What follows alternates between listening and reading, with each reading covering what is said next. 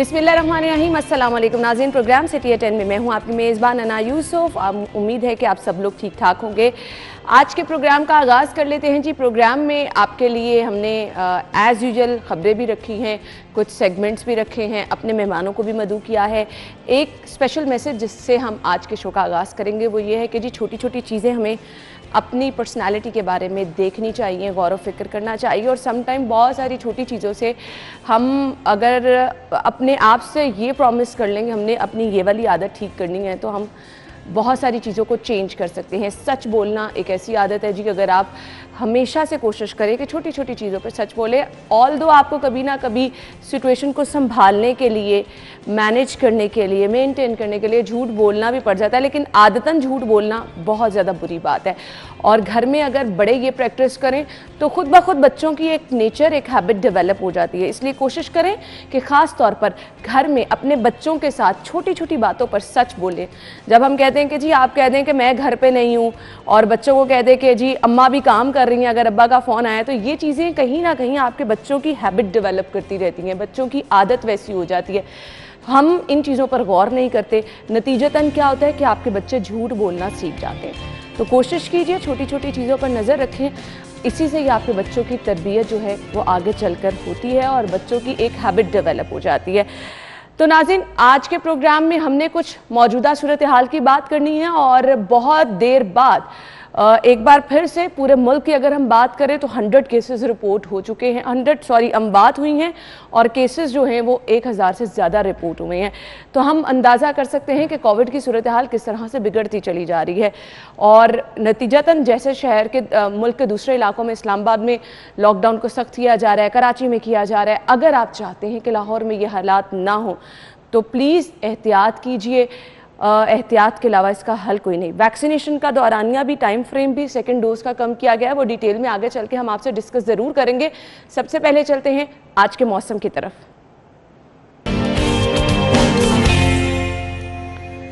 मौसम कैसा रहेगा कोमल हमें बताने वाली हैं। जी कोमल।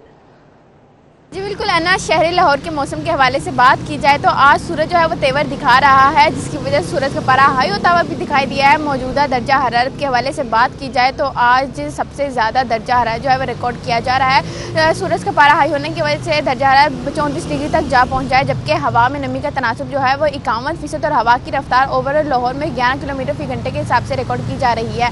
और महकमा मौसमियात की जानिब से आज दिन भर के हवाले से कहा गया है कि मौसम इसी तरह गर्म रहेगा, गर्म मरतूब हवाएं चलने की वजह से हफ्स में भी शिद्दत आएगी और साथ ही साथ गर्मी भी खासी महसूस की जाएगी और ज़्यादा से ज़्यादा दर्जा हरारत जो है वो 37 से 38 डिग्री तक जाने का इम्कान जाहिर किया जा रहा है। फिर वक्त बारिश के हवाले से कोई पेशगोई नहीं की जा रही आज के हवाले से, और जबकि ये कहा जा रहा है कि जुम्मा हफ्ता जो है वो मौसम इसी तरह गर्म और मरतूब रहेगा, जबकि इतवार के रोज़ बारिश की पेशगोई की जा रही है। और साथ ही साथ ये भी कहा जा रहा है कि मौसम में भी इतवार के रोज़ जो है वो काफ़ी ज़्यादा बेहतरी देखने में आएगी। इसी तरह लाहौर के इक्वालिटी इंडेक्स के हवाले से बात की जाए तो ओवरऑल लाहौर का इक्वालिटी इंडेक्स जो है वो 153 रिकॉर्ड किया जा रहा है, जो कि इंसानी सेहत के लिए खतरनाक है। ठीक है जी कोमल, थैंक यू सो मच। मौसम की सूरत हाल हमें कोमल ने बता दी है। शहर की सूरत हाल की तरफ चलते हैं। पहली खबर, हवाई सफर के लिए मुकम्मल वैक्सीनेशन लाजमी करार। वैक्सीनेशन का अमल भी तेज करने का फैसला कर लिया गया है।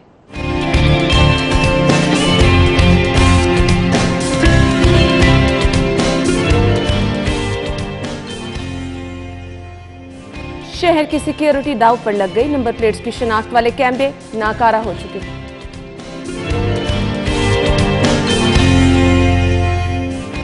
मीडिया तंजीमों ने जालिमाना कानून नामंजूर कर दिया। पाकिस्तान मीडिया डेवलपमेंट अथॉरिटी मुस्तरद कर दी गई। ट्रांसफार्मर्स शहरियों में खौफ बांटने लगे। शॉर्ट सर्किट के बायस आग भड़कने के वाकयात मामूल बन गए।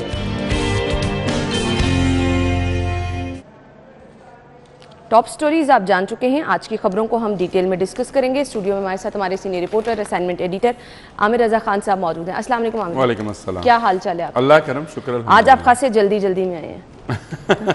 अच्छा, दिलचस्प था।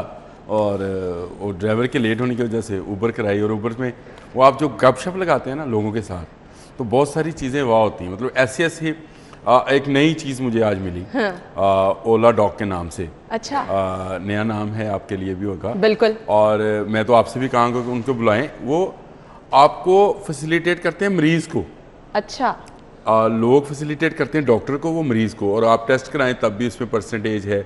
और वो बच्चा जो मेरे साथ था जमशेद, वो वहाँ पे अकाउंट्स में था, और वो ऑफिस जाते हुए इसी तरह से पिक करता है, किसी को ले जाता है साथ। तो एक तो वो उसकी कमाई का जरिया है, ऑनलाइन टैक्सी जो भी चलाते हैं, और दूसरा वो अपने ऑफिस भी पहुंच जाता है। कहते हैं जिस रास्ते में जाता हूँ, डिफेंस में मेरा ऑफिस है, तो रास्ते में मैं लेता हुआ चला जाता हूँ। जबरदस्त ये मोटिवेशन है आप लिए, लोग किस तरह से बिल्कुल ऐसे ही है। और उसमें बहुत सारी गपशप लगी पूरे पाकिस्तान के हवाले से, फिर मीडिया के हवाले से, फिर मीडिया पर पाबंदियों के हवाले से, और मैंने आज आके खबर भी देख ली। बिल्कुल, चलें जी, हम आगे चल के इस खबर को भी डिस्कस करेंगे। आमिर भाई खैर सफ़र को खूब इंजॉय करते आए हैं बातचीत करते हुए।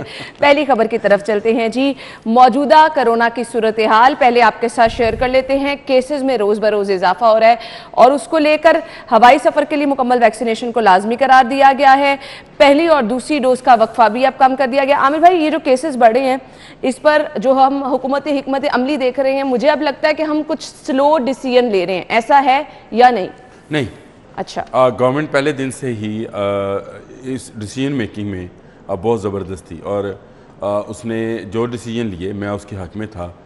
स्मार्ट लॉकडाउन हो या मास्क तकसीम करने की और मास्क की कंपेन हो, वैक्सीनेशन की कंपेन हो, उसमें गवर्नमेंट जो है उसने अपना किरदार अदा किया। नहीं किया तो हमने नहीं किया। Being citizen of Pakistan. अब आपने अगर अपना मैं अपना ही कर रहा हूँ, ठीक है, मैं कह रहा हूँ कि आई एग्री, लेकिन आमिर भाई हम ये भी मानते हैं कि हमने लोगों को जब जब बाय फोर्स चीजें इंप्लीमेंट कराई हैं, तब हमने सूरत हाल को कंट्रोल भी देखा। अब लोग नहीं मानते, लोगों की एक हैबिट ऐसी डेवलप हो चुकी है, पर उस पे तो आप फिर गवर्नमेंट को ही थोड़ा सा इनिशिएटिव। आप ना दूर ना जाओ, मैं अपने घर में मोटिवेट नहीं कर सका कि आप वैक्सीनेशन करा लो। गवर्नमेंट की तरफ से लोग ऐसे, गवर्नमेंट की तरफ से डंडा आया कि जनाब आपकी सैलरी नहीं आएगी, तो बेगम ने कहा वैक्सीनेशन कहाँ से करानी है? मैं क्या अब क्यों कहती सैलरी रोक लेंगे। अब आपको आया ख्याल। बिल्कुल। अब सिंध गवर्नमेंट ने, सर आप सैलरी की बात कर रहे हैं, उससे तो चले घर बार हमने चलाने हैं। लोग मोबाइल सिम बंद होने की वजह से, मैं आपको यही बता रहा हूँ, सीरियसली वैक्सीनेशन इसलिए करा रहे हैं। सिंध की गवर्नमेंट ने इतना अच्छा फैसला किया,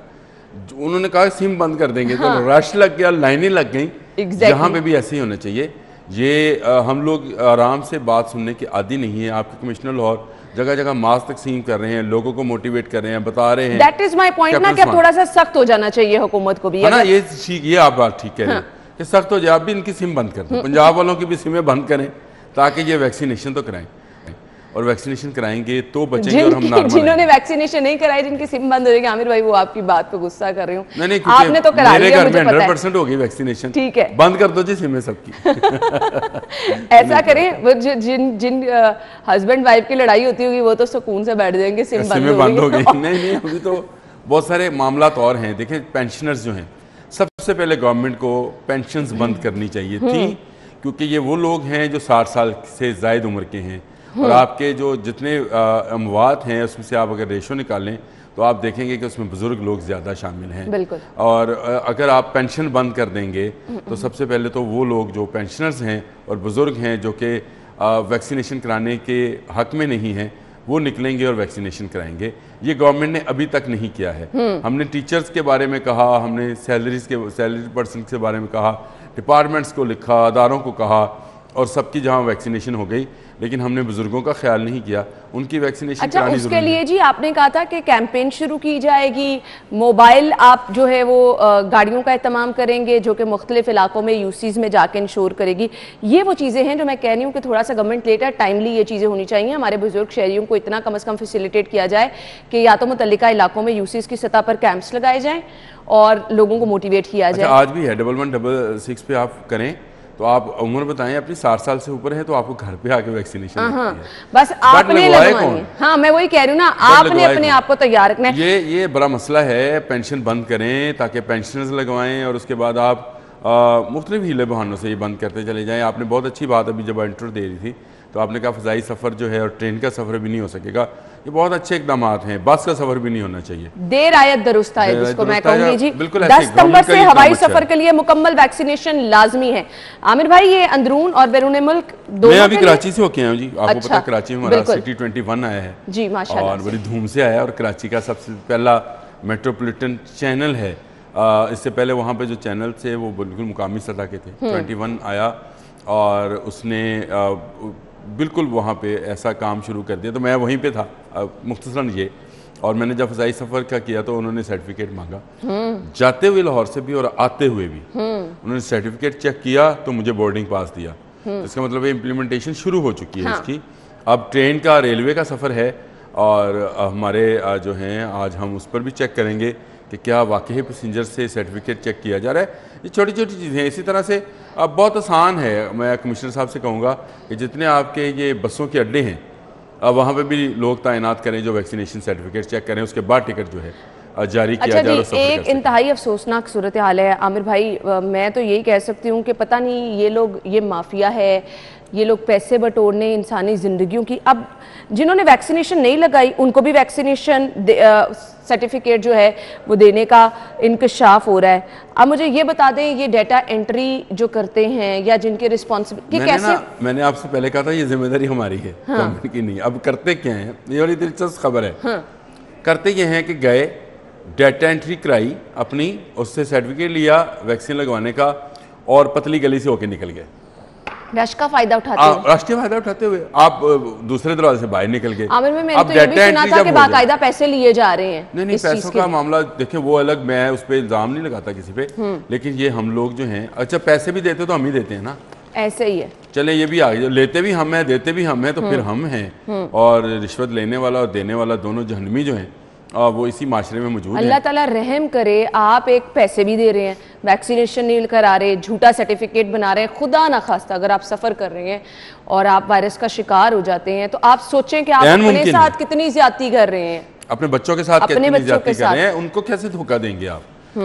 उनमें आपको पता है कि हमने परसों डॉक्टर साहब का वो चलाया जाहिद चौधरी साहब का, और उन्होंने जिस डॉक्टर के साथ किया इंटरव्यू, उसमें उन्होंने ये बात कही कि जो इंडियन वायरस है ये बच्चों में भी फैलता है, और इसी ज़माने में मुझे समझ नहीं आती, गवर्नमेंट स्कूल खोलने को तैयार है जो कि इन्हें बंद रखने चाहिए थे, खोल रही है स्कूल, तो हमें पता नहीं है कि जो वैन ड्राइवर है क्या वो वैक्सीनेटेड है, हमें पता नहीं है कि जो कैंटीन वाला है और बाहर भुट्टा बेचने वाला है स्कूलों के बाहर, और वो आपको पता है छोटे छोटे रेडियो पे बेचते हैं चीज़ें, बिल्कुल एग्जैक्टली, वो क्या वैक्सीनेटेड हैं। आपके बच्चों तक ये वायरस पहुँचेगा और खप डलेगी। गवर्नमेंट को चाहिए, मुराद राज को चाहिए कि खुदारा स्कूल खोलने से पहले आप इस बात को इंश्योर कर लें कि जो बाहर रेडी वाला सामान बेच रहा है क्या वो भी वैक्सीनेटेड, उसने सर्टिफिकेट लगाया हुआ है, देख रखा हुआ अपने पास, नहीं है तो उसको ना लगाने दें, और अंदर कैंटीन वाला है तो उसके पास भी सर्टिफिकेट होना चाहिए, ये जेली वाला नहीं, इस चीज पे हमें बहुत ज्यादा मेहनत करनी है। हम अभी बहुत ज्यादा पीछे हैं स्कूलों बच्चों के मामलों में, तो बहुत ही पीछे हैं। और वालिदैन जो हैं वो बेचारे,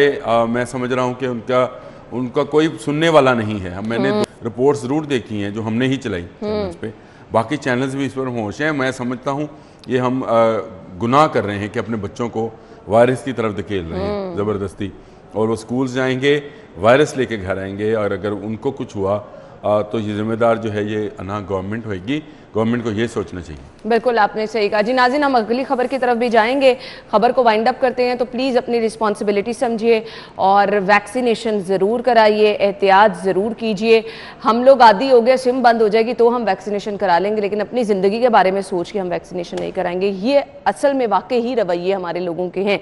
ब्रेक के बाद वापस आएंगे तो हमने बात करनी है कुछ शहर की सिक्योरिटी की, नंबर प्लेट्स के हवाले से बात करेंगे। कैमरे जगह जगह लगाए गए हैं जो कि सिर्फ और सिर्फ नुमाइशी कैमरे हैं। ब्रेक के बाद आते हैं, हमारे साथ रहिएगा।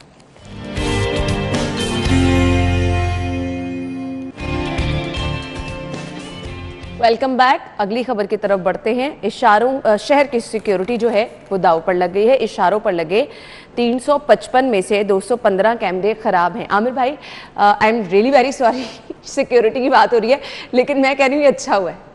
हाँ, चलान नहीं होगी। मैं तो चालान से तंग आ गई थी, और मुझे लग रहा है चलिए अच्छी बात है, सिर्फ क्योंकि ये बेसिकली इशारों के लिए, वो चालानों के लिए कैमरे यूज किए जा रहे हैं। ये जो सेफ सिटी वाले हैं ये लगाए तो इसलिए गए थे कि शहर को सिक्योरिटी फराहम करेंगे और एक फील ऑफ सिक्योरिटी होगी, बट वो नहीं कर सकी। फोकस सिर्फ और सिर्फ चालान पे आ गए, क्योंकि उनको पैसा चाहिए था और मुनाफा चाहिए था, और वो दिखाना चाहते थे। और जो लोगों के घरों में लड़ाइयाँ पड़ी वो अलहदा। अच्छा, किसी का चलान किसी के घर चला गया, गाड़ी 2 हाथ बिक चुकी है, 3 हाथ, इनको कोई गर्ज नहीं है इससे, इन्होंने रखा हुआ है, बस वो टीवी पे देखा और मारा और भेज दिया भाई। Exactly, कि आपने लाइन और लेन देखें, बात समझें। पाकिस्तान में जिस तरह की ट्रैफिक है, मैं पिछले दिनों फिर मैं बात करूंगा, जब आप ऊबर पे या ऑनलाइन टैक्सी पे आप सफ़र करते हुए, नाम चले नहीं लेता हूँ, तो आपको बहुत सारी चीज़ें, जब एयरपोर्ट की तरफ जा रहा था कराची, तो जिस शख्स के साथ मैं कर रहा था उसने बड़ी अजीब बात की। उसने कहा सर देखा जे इतने लोग कितना हारन मार देने और वो बाहर के ममालिक में देखें कि वहाँ पे आपको हारन मिलेगा नहीं। मैंने कहा यार आपसे किसने कहा है?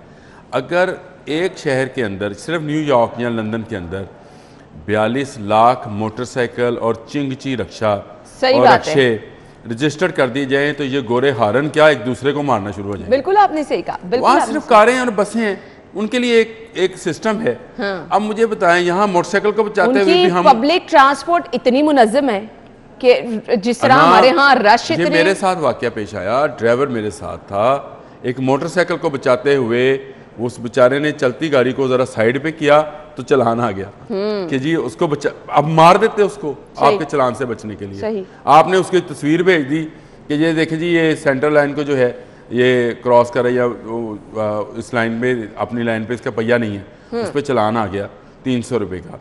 मुझे बताएं ये किस तरह का इंसाफ है और किस तरह की आप करें?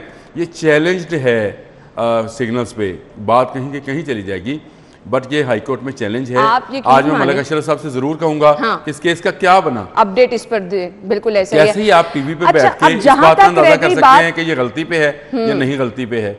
और मोटर बाइक को बचाते हुए आपने 300 रुपए का हमारा चलान कर दिया, फिर मार देते उसको अपना 300 बचाने के लिए। आप ये मोटिवेट करना चाहते हैं, इस तरह के कैमरास लगाए। आपने कौन सा मुजरम पकड़ के दिया मुझे बताएं? आपने बम धमाके के मुजरम के बाद की रिसेंटली अभी जो वाकया हुआ, नंबर प्लेट वाज़ेह है, बाद में फुटेजेस देते हैं। मैं ये कहता हूँ वो तो आपको घर पे भी जो सीसीटीवी कैमरे लगे हैं वो भी दे देते हैं। वारदात के बाद की फुटेज देना कौन सा काम है और कौन सा आप काम कर रहे हैं? आपने कितने आइडेंटिफाई किए मुजरम आज तक? कि ये जो गाड़ी है इसके अंदर असला है या बारूद है या मुजरम है, कितने दिए? बताएं सेफ सिटी अथॉरिटी। बिल्कुल ऐसे सिर्फ पैसे इकट्ठे करने की एक मशीन बना ली गई है और वो पैसे इकट्ठे कर रही है और भारी तनख्वाहें इनकी आप इनकी तनख्वाहें सुने तो आप हैरान हो जाएं। बिल्कुल ऐसे ही है। ये किसी काम का दायरा नहीं रहा, ये जिस मकसद के लिए बनाया गया अरबों रुपए की लागत से ये कैमरे लगाए गए। आपके पास पासवर्ड मौजूद नहीं, मैंने कल भी जिक्र किया। साई साहब ने वाज़े तौर पर हमें ये चीज़ बताई थी कि जी जो कैमरों का पासवर्ड है वो भी सेफ सिटी के पास नहीं है। इनकी जब जब मेंटेनेंस करनी है, ये मरहूने मिन्नत है कंपनी के, हुवावे के, जब तक कि उन्हें पे नहीं करेंगे तब तक। आमिर भाई पैसे हैं नहीं, ये अपना काम इसी तरह से चलाई जा रहे हैं, तनख्वाहों में ले जाते हैं। ये तो बड़ी बड़ी तनख्वाहें रखी हैं, अथॉरिटियां बना के अपनी मर्जी की तनख्वाहें रखते हैं ये लोग। अब देखें बात मेंटेनेंस, अगर जो भी कंपनी है कि जिस कंपनी का आपने नाम लिया, मैं उसका नाम भी नहीं लेता हूँ, लेकिन मेंटेनेंस अपने कैमरों की उसी ने करनी है, ये बात तो तय है। उनको पे करेंगे और उसमें तो जो अखराजात आएंगे उनसे जो वायदा हुआ है उसके अकॉर्डिंग चलेंगे, तब भी वो करेंगे ना। आप सिर्फ ये 300 और 500 का चलान भेजने वाले हैं, तो आप जो पैसा कमा रहे हैं उसमें से लगाएं भाई कैमरों के ऊपर, अपने ऊपर ना लगाएं।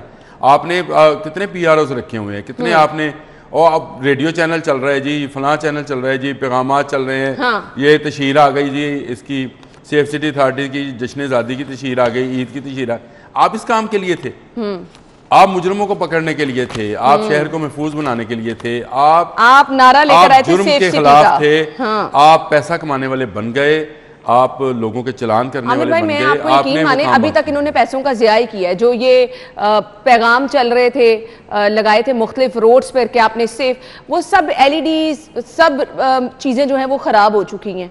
वो वैसे भी मैं उसके हक में ही थे क्योंकि वो तो आपको डिस्ट्रैक्ट करती है रास्ते में चलते हुए। हाँ, जेल रोड पर आपने देखा कि मोबाइल फोन का इस्तेमाल ना करें, वो LEDs पे मैसेजेस चल रहे थे। खैर वो भी आपने पैसे लगाए, अब वो भी बंद पड़ी हैं। कैमरे आपने लगाए, अच्छे खासे पैसे लगाए, अरबों रुपए की लागत आई, आपने उससे पैसे कमा जरूर लिए, अपनी जेबों में अभी भी आप पैसे डाल रहे हैं, लेकिन बेसिक उसका जो एक बड़ा ड्रामा, इन्होंने एक वीडियो वॉल बनाई हुई है जिसपे कोई मेरा ख्याल है कि 60-70 के करीब स्क्रीनें लगी हैं बड़ी, ऐसे ही है। वो जो भी जाता है उसको दिखाते हैं, ये देखिए जी हम शेयर और आप और फिर उसको कैमरे को वाकई एक जगह मॉनिटर हो। हाँ क्या बात है जी, ये तो कितनी अच्छी मॉनिटरिंग है। मैं भी गया था और मुझे भी उन्होंने ब्रीफिंग दी थी, और फिर वो दिखाते हैं कि ये देखो वो बंदा बैठा हुआ है ना, उसको हम करीब से लेके जा रहे हैं। एक दफा इंप्रेस हो जाते हैं कि वाकई इतनी जबरदस्त अंदाज में ये लोग मॉनिटर कर रहे हैं। देखने आए हैं सर, असली बत्तियां देख के इंप्रेस हो जाने। बट आपको जिसके लिए बनाया गया था सेफ सिटी, आप नहीं कर सके, शहर को नहीं बचा सके, लोग दिन दहाड़े लुट रहे हैं। अच्छा जी, अब आपने ये जिक्र कर ही दिया, कल एक अफसोसनाक वाकया पेश आया जी।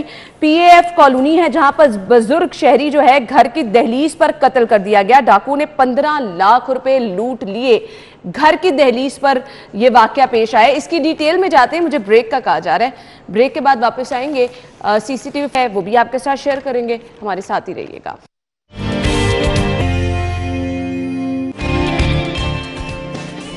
Welcome back. और मैं हैरान हो रही हूँ खबर पढ़ के जी, घर की दहलीज पर भी लोग महफूज नहीं हैं। 74 साला मोहम्मद शफीक साहब जो कि बैंक से रकम निकलवाकर जैसे ही अपने घर पहुंचे, 2 डाकू उनके पीछे थे, रकम छीनने की कोशिश की गई और इसी पे उन्होंने अब जाहिरी बात है जिसकी पूरी ज़िंदगी की जमा पूंजी है 15 लाख रुपए, पता नहीं उन्होंने कैसे कमाए, कैसे इकट्ठे किए, और उन्होंने जी डाकुओं से भरपूर कोशिश की वो पैसे दोबारा से छीनने की। ये फुटेज में मनाजिर भी आप देख सकते हैं। और फायरिंग कर दी गई, अस्पताल उनको लेके जाया गया, लेकिन वो जख्मों की ताब ना लाते हुए रास्ते में दम तोड़ गए। आमिर भाई, ये हालात है हमारे शहर के। और तो आप सेफ सिटी के कैमरों की बात कर रहे थे कि ये सिर्फ चलान कर रहे हैं। होना क्या चाहिए था कि ये तो कैमरे से हटते ही ना, ये 2 नौजवान कातिल हैं, ये तो हटते ही ना कैमरे के अंदर से। आपकी सेफ सिटी अथॉरिटी बताती कि ये कहाँ इनकी लोकेशन जा रहे हैं, इनको पूरा ट्रेस किया जाता। बिल्कुल नहीं, किसी ने बताया। जो कैमरे घर पे लगे थे किसी के घर पे, उस कैमरों की फुटेज से आपको ये अंदाज़ा हुआ कि ये कितनी होलनाकी से एक बुजुर्ग जो है अपने घर की दहलीज से, अपनी बेटी का घर था उनका, जहाँ ये 15 लाख रुपए लेके जा रहे थे, उस पर कत्ल कर दिए गए बेरहमाना तरीके से। और मैं समझता हूँ कि अब तो सेफ सिटी को शायद शर्म आनी चाहिए। और इसके साथ साथ मैं लोगों को भी बताना चाहता हूँ कि ये कैमरे कितने कीमती हैं जो आपने अपने घरों पे लगाए हुए हैं। गवर्नमेंट को एक पॉलिसी बनानी चाहिए, हमेशा इस पे आना बात करता हूँ। गवर्नमेंट को एक पॉलिसी बनानी चाहिए कि जिनकी दुकानें हैं वो कैमरे लगाएं, जो घर बना रहे हैं वो कैमरे लगाएं। जो 5 मरले का 3 मरले का घर बनाता है उसके लिए 2 कैमरे लगवाना कोई बड़ी बात नहीं है। बिल्कुल कोई मुजरम ट्रेस किए बगैर जो है आप रह नहीं सकेंगे जब आपके सारे कैमरे ऑपरेटिव होंगे। जिसके घर पे कैमरे लगे होते हैं, सॉरी मैंने बहुत सारी जगहों पर कैमरे लगे भी देखे हैं। अब हमारे सिस्टम की तरफ आप बात को समझे, मैं आपको बताता हूँ। लंदन में हर शख्स जो है जब बाहर निकलता है तो वो बेशक वक्त जो है 54 कैमरों की निगाह में होता है। अब ये मुजरम जो 2 थे जिन्होंने बुजुर्ग को कत्ल किया, ये यहाँ से जब हटे तो आगे कैमरे नहीं थे। बिल्कुल। अब वहाँ से ट्रेस आउट नहीं हो सकते हैं, तो अगर आगे भी कैमरे लगे होते तो ये जहाँ जाते ये कैमरे की आंख इनको देख रही होती, और अगर इनको देख रही होती तो ये पकड़े जाते। मैं सिर्फ ये कहता हूँ कि चले हम जब घर बनाते हैं, अब तो करोड़ों का घर बनता है 5 मरले का। बिल्कुल, आपको अंदाजा है इस बात का। 3 मरले का घर भी अब 1 करोड़ से कम में नहीं है। ऐसे ही तो अगर आप 20,000, 25,000, 30,000 रुपये के कैमरे लगवा लेंगे तो मैं समझता हूँ कि ना सिर्फ आप महफूज रहेंगे, आपके साथ वाला महफूज होएगा, हर घर महफूज होएगा, और लोग इस तरह से लुटेंगे नहीं। जब फुटेज से फुटेज मिलती चली जाएगी तो ये पकड़े जाएंगे, इंशाल्लाह ताला ये भी पकड़े जाएंगे। पुलिस इस पर काम कर रही है और ये हाथ आएंगे। पिछले दिनों भी मेरे घर के सामने वाकया पेश आया डकैती का, और उसी शाम जो है वो तीसरी डकैती करते हुए डॉल्फिन के हाथों मारे गए। एक मर गया, एक पकड़ा गया।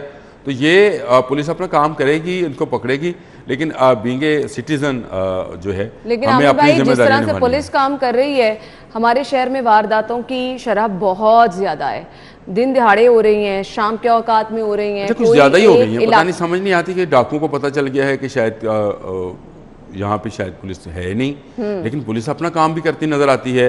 मेरे अपने इलाके में मुख्तलिफ चेक पोस्ट बनाई गई हैं जहाँ पे नाके लगने ही लगने हैं, चेकिंग होनी है, मोटरसाइकिल का नंबर और शनाख्ती कार्ड का नंबर लिखा जाना है। लेकिन आमिर भाई उनका फायदा नाकों का कोई नहीं है। मैंने बहुत सारे हमारे इस्लामाबाद के इलाके में एक साइड पे नाका लगा होता है, दूसरी गली की ऐसे ही नुक्कर में जो है बगैर नंबर प्लेट के मोटरसाइकिलें फिर भी नजर आती हैं जो चल रही हैं। बिल्कुल, उनको कोई रोकने वाला नहीं है, और वो लोग कौन है, कहाँ से आते हैं, कैसे उनके पास असला है, कोई पूछने वाला नहीं है। तो इसके लिए मैं समझता हूँ कि सर जोड़ के बैठना चाहिए तमाम एजेंसीज़ को, जो सिक्योरिटी एजेंसीज़ हैं उनको, और पुलिस को और आला हकाम को इसके हवाले से पॉलिसी बनानी चाहिए। एक तो कैमरास को ऑपरेटिव कराएं, लोगों को मजबूर करें कि वो कैमरास लगाएं ताकि मुजरम जो है बच ना पाए। इस सेफ सिटी में कोई भी सेफ नहीं है, इसलिए नहीं, सेफ सिटी को छोड़ दें। मैंने वही कहा, मैंने खबर को वाइंड अप करना था, मैंने कहा तो चलान चलून कराएं आप। सेफ सिटी में सेफ कोई नहीं है, इसलिए अपनी एहतियात को मशीन, नोट छापने की मशीन बना के रखें सेफ सिटी। ऐसे ही है जी। अगली खबर, मीडिया तंजीमों ने जालिमाना कानून नामंजूर कर दिया, पाकिस्तान मीडिया डेवलपमेंट अथॉरिटी मुस्तरद कर दी गई। आमिर भाई क्या कहेंगे आप? बोल के लब आजाद है तेरे। इतनी गवर्नमेंट जो है मैं समझता हूँ कि अहमकाना चीज़ें लेके आती है। आप जब जब हक का गला दबाएंगे तो बहुत सारी ऐसी बातें जो कि आप रोकना भी चाहेंगे तो रोकेंगे नहीं। आपने मेन स्ट्रीम लाइन मीडिया को, जो कि टीवी था, अखबार था, जो किसी कंट्रोल्ड अथॉरिटी के अंडर भी था, जिसकी कुछ जिम्मेदारियां भी थीं, जिसके लिए एथिक्स भी थे, उनका गला दबाना शुरू किया तो आपकी सोशल मीडिया जो है और ख़बरों की और जहालियत की और मैं समझता हूँ अफवाहों की फैक्ट्री खुल गई। बिल्कुल आपने सही कहा। अब जैसे जैसे मीडिया का गला दबाते चले जाएंगे, अफवाहों की और ये चीज़ें जो हैं ये सोशल मीडिया पर चली जाएंगी। आप उनको पाकिस्तान में रोक सकते हो भाई, बाहर से कैसे रोकोगे? सही कहा आपने। लोग बाहर से शुरू हो जाएंगे। अब लोगों को तो खबर चाहिए होती है। हमारा मीडिया जो था, टीवी और प्रिंट मीडिया जो है, ये अभी भी असूलों पर कायम है। हम अभी भी खबर से के पहले जो है मौक़िफ़ लेते हैं, जिसके मुतालिक खबर होती है। हम अभी भी उन एथिक्स में पड़ताल की जाती है, हम उन एथिक्स में। अच्छा, गवर्नमेंट इनको दबाना चाह रही, मुझे समझ नहीं आती है। कोई कहती है कि जी आप एंकर्स वैसे बुलाएं जिनको हम लिख कर दें। ये कैसे हो सकता है? ये गेस्ट भी जो हैं वो आपसे पूछ कर आएंगे। ये इस तरह की जालमाना और जाहलाना सोच जो है, ये आपको सर आपको नाराजगियों का सामना रहता है। आपको कोई टेलीफोन पे बीपर देने को तैयार नहीं होता। अगर आप थोड़ा सा भी इधर उधर हट के बात करते हैं, ये बहुत सारी चीजें हैं। मैं आपको तो फिर होगा क्या? फिर लोग सोशल मीडिया पर चले जाएंगे। हाँ, ऐसे ही है। अच्छा, आप पाकिस्तान में बंद करेंगे, वो बाहर से ऑपरेट करना शुरू कर देंगे। और पता नहीं क्या क्या बच्चे मुझे बता रहे थे कि वो IP जो है वो बाहर का बना ले आप यहाँ बैठ के, तो आपको कोई लोकेट नहीं कर सकता है। हर चीज का हल निकाल लेते हैं, पता नहीं कैसे लोग हल निकाल लेते हैं। और प्रॉक्सी कैसे लग जाती है और वो बाहर से उसका अकाउंट कैसे मैनेज हो जाता है। तो आपको चाहिए कि आप मेन स्ट्रीम मीडिया का उस हद तक गला दबाएं कि उसका सांस चलता रहे। अगर इसका सांस बंद होएगा तो आपका सांस बंद होएगा। ये रियासत का चौथा सतून है। गवर्नमेंट ये समझे इमरान खान साहब माशाल्लाह एडमिनिस्ट्रेटर नहीं करियर में ये चीजें मेरे ख्याल से पहली दफा आप देख रहे हैं कि इतना ज्यादा जो है वो जबर तो हमने बहुत देखा। हमने डंडे भी खाए हैं और मैं क्योंकि पंजाब यूनियन ऑफ जर्नलिस्ट में रहा हूँ, हमने मारे भी खाई इसी माल रोड के ऊपर। आज़ादी राय और आज़ादी हक के लिए हमने आवाज़ बुलंद भी की। लेकिन किसी जो आमराना सोच के हामिल लोग होते हैं, इमरान खान जैसे, उनको ये बात समझ नहीं आती है कि आप मीडिया को, अगर मैं कहता हूँ इनको बिल्कुल मादर पितर आज़ादी नहीं मिलनी चाहिए, बट आप उनको खबर देने से ना रोकें। अगर आप उनको खबर देने से रोकेंगे तो लोगों में फ्रस्ट्रेशन बढ़ेगी और वो जो है वो और किसी तरफ, मैं उसका उस चीज़ का नाम भी नहीं लेना चाहता हूँ जिस तरफ लोग चले जाएंगे। और जो आप कंटेनर पर खड़े होकर कहते थे कि खाना जंगी हुआ करे, मैं उसका नाम नहीं लेना चाहता हूँ कि लोग उस तरफ चले जाएंगे। खुदारा मीडिया पर लोगों की आवाज़ आने दें, दूसरे लोगों को सुनने दें। आप में जो खामी है उसको दुरुस्त करने की कोशिश करें। ये आपके लिए है। अगर तनकीद की जाती है तो आपके लिए है। अगर महंगाई है तो आप कहते हैं कि कैमरा लेके पहुंच जाते हैं, लोग कहते हैं जी बहुत महंगा, तो महंगाई है भाई। इल्जाम भी हम पे लगाया जाता है जी, महंगाई है, महंगाई है। आप यहाँ तो कहीं महंगाई नहीं है। पेट्रोल कहाँ से कहाँ चला गया। चीनी माफिया जो है वो चीनी किस तरह से खा गया। हर बात का जवाब है उनके पास, हर बात में। वो जवाब नहीं है, वो तो ढीठपन है। आप उसको जवाब कहती है, मैं उसको कहता हूँ ढीठपन है कि वो कहेंगे जी महंगाई नहीं है। आप कि पेट्रोल महंगा है तो वो कह देंगे जी पूरी दुनिया से सस्ता है, आप क्या कर रहे हैं। ये 2, 4, 5 दिनों में मैंने जितना उबर वगैरह पे, फिर मैं नाम ले देता हूँ कंपनी का, लेकिन ऑनलाइन टैक्सी पे सफ़र किया है। मुझे बताएं आपका कामयाब नौजवान प्रोग्राम कहाँ गया? और आपने कल ऐलान कर दिया कामयाब पाकिस्तान का। बिल्कुल। नौजवान कहाँ गए? कामयाब जो थे वो बेचारे तो नौकरियों से गए। सही कहा आपने, सही कहा आपने। वो ऑनलाइन टैक्सी मांग के चला रहे हैं और उनको कहीं नौकरी नहीं मिल रही। कोई शख्स खुशहाल नहीं है, कोई आपका नाम सुनने को तैयार नहीं है। और आप कामयाब नौजवान के फेल प्रोग्राम के बाद आप कामयाब पाकिस्तान का प्रोग्राम ले आए हैं। ये प्रोग्राम भी मुझे जो है कामयाब होता नजर नहीं आता। अल्लाह ताला ये सबको कामयाब करे और कोई उम्मीद नहीं रहेगी। खैर, ब्रेक की तरफ जाना है, वापस आएंगे, अगली खबर हम डिस्कस करेंगे जी। अगली खबर हमारे पास है, ट्रांसफार्मर्स शहरियों में खौफ बांटने लगे हैं। शॉर्ट सर्किट के बाइस आग भड़कने के वाक़यात मामूल बन गए हैं। एक तो शहरियों में खौफ अलहदा, दूसरा जो घंटों घंटों बिजली गायब रहती है इसकी वजह से वो अजाब अलहदा भुगतना पड़ता है। ब्रेक के बाद आते हैं, हमारे साथ रहिएगा।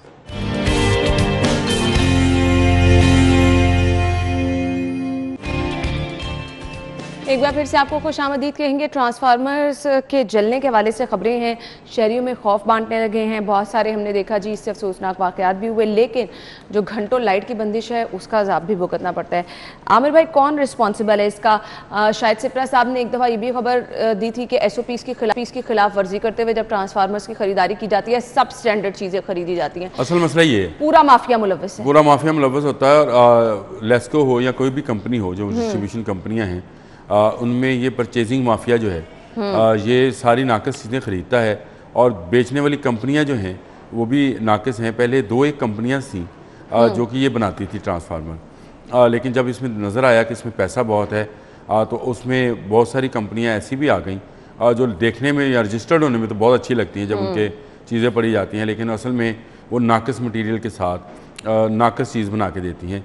और ये जो हमारे पास गवर्नमेंट का एक बड़ा असूल है कि जी कम से कम बोली देने वाले को दे दिया गया ठेका, ये असल में ज्यादती की जड़ है। जो कम से कम बोली देगा वो कम से कम म्यार लगाएगा। वो म्यार भी उस तरह का देगा, वो चाहे सड़कों की तामीर के हवाले से कम पैसों में अच्छा म्यार कैसे ले सकते हैं और आप अच्छे पैसों में कम म्यार कैसे ले सकते हैं। तो ये दोनों चीज़ें जो हैं उनको मद्देनजर रखकर अगर चीज़ें खरीदी जाएँ, ट्रांसफार्मर हो, ट्रांसमिशन लाइन्स हो, बिजली की तारें हों, खंबे हों, ये चीज़ें अगर आपने प्रॉपर बिडिंग के ज़रिए क्वालिटी वाइज ली हों, प्राइस वाइज नहीं, क्वालिटी वाइज ली हों, तो मेरा ख्याल है कि ये मसला हल हो सकता है। ये कोई बहुत बड़ा मसला नहीं है। जहां आपने 4 ट्रांसफार्मर भाई लगाने हैं वहां पर आप 3 पर गुजारा करो, लेकिन आप जो है अच्छे ट्रांसफार्मर लगाओ, ताकि अगले 3 लगाओगे तो वो चौथे वाला उसमें लग जाएगा, फिर 3 रह जाएंगे। बिल्कुल। तो इसी तरह से आप बढ़ाते चले जाएंगे अपनी कैपेसिटी, अपनी कैपेबिलिटी, और उसको जब बढ़ाएंगे तो लोगों को सुकून भी रहेगा। ये जो हम हर रोज़ सुनते हैं ट्रांसफार्मर में आग लग गई, लोड रोज़ ब रोज़ ज़्यादा होना है, लोग नहीं गए सोलर की तरफ, क्योंकि गवर्नमेंट ने आज तक सोलर की अशिया पर टैक्स माफ़ नहीं किया है। अगर ये माफ़ कर देते, अगर ये बाहर से बुलाने पे जो ड्यूटी लगती है उसको माफ़ करते, तो यही सोलर आधी कीमत में मिलना था। जो अभी महाराज मुझे बता रहे थे कि 2,15,000 रुपये में उन्होंने सोलर लगवाया था, जिससे AC चलता है 1.5 टन का, तो वो अगर 1 लाख में लग रहा होता तो 1 लाख का AC, 1 लाख का सोलर, आपकी बिजली फ्री और आप पर लोड नहीं आना था। उल्टा सर्दियों में आपको बिजली मिल रही होनी थी, आप बेच लेते उसको। आपने वो एक प्रोग्राम भी लेकर आए थे कि सोलर लगाएं और उसमें बचे। बिल्कुल, बहुत सारी चीज़ें ऐसी हैं अना जो गवर्नमेंट कर सकती है। अगर आप तो सर इन आप ये समझे गवर्नमेंट ने ही आम करना है, लोगों को इस तरफ लेकर आना है, तभी पॉसिबल होगा, अदरवाइज अगर गवर्नमेंट ड्यूटी कम करेगी। देखें अभी मुझे लगता ये है कि सोलर बहुत महंगा है। मैं कहता हूँ यार बिल तो मुझे 12,000, 13,000, 14,000 देना पड़ता है, ये मुझे आता है, मेरी तनख्वाह में से चला जाता है। लेकिन अगर मुझे सोलर कम कीमत में मिलेगा तो मैं ये 12-13,000 रुपये जो है उसको कम करके 3-4,000 रुपये भी ले आऊँगा, और वो पैसों की बचत होएगी। और सोलर जो है 3 साल 4 साल में अपने पैसे पूरे कर जाएगा, और लोगों को बिजली भी मुसलसल और बिला तौतल मिलती रहेगी, इतना शोर भी नहीं मचेगा। और जो लोग सोलर नहीं लगवाएंगे उनको भी बिजली की फराहमी जो है 24 घंटे जारी रहेगी। अभी आजकल के मौसम में अभी भी 4 से 5 घंटे की लोड शेडिंग है। एलानिया है, गैर एलानिया मैं नहीं जानता, लेकिन मेरे घर में है, बिल्कुल है, लोड शेडिंग है। और वो जाती है, और ऐसे वक्त पे जाती है जब सोने का टाइम होता है, रात 11 से 12 गई लाइट, बिल्कुल ऐसे ही है। और आप उस पे जी आप उस पे क्या करोगे? खैर, मैं ये थोड़ा सा जो खबर की डिटेल है आपके साथ ये भी शेयर कर दूँ जी। ये ट्रांसफार्मर की जद में घर आया और गुलशन रावी का इलाका है। आपको बताएं कि आते जदी के घर को अपनी लपेट में ले लिया। लाहौर इलेक्ट्रिक सप्लाई कंपनी की नाहली से लाखों रुपए का सामान जलकर शहरी का खाकस्तर हुआ। मकीन वहां से भाग के उन्होंने अपनी जान बचाई। और जी ट्रांसफार्मर में इससे कबल भी आग लगने की शिकायत जो हैं वो सामने आई थी। गुलशन रावी तौहीद पाक के इलाके में ट्रांसफार्मर में शॉर्ट सर्किट के बाइस आग लगी। इलाका मकीन कहते हैं बारहा उन्होंने कहा नुकसान तो हुआ ही हुआ, कितनी महंगी अशिया चल गई। और मुझे सिर्फ ये बता दें, खुदा न खास्ता अगर किसी की जिंदगी का नुकसान हो जाए, कौन रिस्पॉन्सिबल? होता भी है, हमने ट्रांसफार्मर से जले हुए लोग देखे हैं। और ये ट्रांसफार्मर जो है ये भी एक तरह के अब खतरे की घंटी बन गई है, जिस घर के बाहर है तो ये तो लेस्को को प्रॉब्लम हो जाएगा। मैं ये समझता हूँ कि अभी भी अच्छी कंपनीज मौजूद हैं, मैं नाम नहीं लूँगा, पाकिस्तान के अंदर मौजूद हैं जो बहुत अच्छे ट्रांसफार्मर्स, लेकिन अगर आपकी नीयत सही होगी तो सब कुछ अच्छा हो जाएगा। आमिर भाई खबर को वाइंड अप करते हैं जी। मेरे पास खबर है जुनैद सफदर और आयशा सैफ का निकाह 22 अगस्त को लंदन में होगा। मरियम नवाज शरीफ साहिबा ने ट्वीट किया जिसमें उन्होंने कहा कि जी वो अपने बेटे की निकाह की तकरीब में शिरकत नहीं कर सकती हैं, ना तो वो हुकूमत से इस बारे में रिक्वेस्ट करेंगी। कार्ड भी आप लोग देख रहे हैं, निकाह की ये तकरीब है। मुझे अफसोस हो रहा है आमिर भाई। किस बात पे? इस बात पे कि बच्चे की शादी है और पेरेंट्स जा ना सके। नहीं तो बहुत सारी शादियां देखें, कोरोना के दौरान बहुत सारी शादियां ऐसी हुई हैं जिनमें नहीं, नहीं वो तो पहुंच आप सके। देखें ना, देखिए, रीजन थी ना, बात रीजन थी बात ना। तो समझो, रीजन है, अभी भी रीजन है। इन्होंने 22 अगस्त रखी है डेट, ये इनको आज गवर्नमेंट इजाजत दे भी दे तो इनको तो 14 दिन क्वारंटाइन में रहना वहाँ पे। बिल्कुल, कैसे रहेंगे, शादी में कैसे शिरकत करेंगे? आपको पता है ना कि रेड निशान है पाकिस्तान के ऊपर, बिल्कुल सही इंग्लैंड में जाने के लिए। बिल्कुल। तो ये इन लोगों के लिए ये मेरा ख्याल है कि इस चीज़ों की अहमियत ज़्यादा होती भी नहीं है, किसी के मरने की, जीने की, शादी की, खुशी की। ये बस लोग ऐसे ही हैं अभी। लेकिन ये चीजें ना अभी कहीं ये आप बड़ा मिस अच्छा करते हैं बात आमिर भाई, ये सुनो, बड़े आप क्या स्पेशल। अच्छा मुझे ये बताएं, क्या इमरजेंसी थी जुनैद की शादी रखने की? जब रेड जोन से निकल जाता, जब आपकी उसकी मामा जो हैं वो सफर कर सकती है आसानी से, मामा और बाबा दोनों, तो आप शादी रख लेते। अब इसकी क्या इमरजेंसी थी कि अच्छा, आपने मुझे 22 अगस्त आप को शादी वैसे रखनी रीजन थी? तो सही बता रहे हैं, लेकिन जैसे मैंने ये खबर सुनी, देखी और मुझे हाँ, बड़ा दिल को अफसोस आया हुआ नहीं, ये क्या हो गया? ये किस तरह का मतलब है कि वो अगर असल खुदा में ना खास्ता कोई हम हैं और वाया से जुड़े लोग हैं ना, और हम कहते हैं यार इतने दिन तो ढोलकी बजती है, बेटा अकेला अकेला शादी, ये इन लोगों के मसाइल और हैं। मैं आपको बताऊं, 22 अगस्त को ना रखते, 22 सितंबर को रख लेते, उसके बाद रख लेते। क्या मसला था इनको? जुनैद कोई बूढ़ा नहीं होने जा रहा, उसकी बेगम जो बनने वाली हैं माशाल्लाह। फिर भाई हमारे पास वक्त कम है, लेकिन ये आपकी सजेशन मेरी समझ में आई है। बहुत बहुत शुक्रिया आपके वक्त के लिए। नाज़रीन, हम ब्रेक के बाद आपको ज्वाइन करेंगे।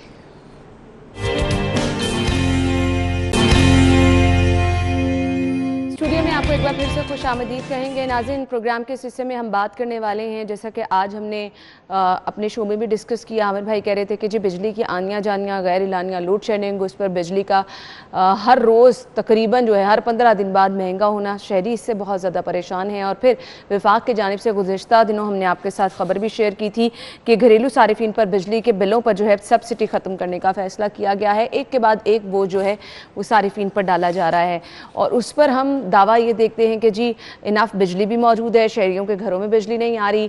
खैर, ये तमाम सूरत हाल एक तरफ, नए मनसूबाजात कौन से लगाए जा रहे हैं, आने वाले टाइम में क्या बेहतरी होने जा रही है, बहुत सारे सवालात हैं हमारे पास।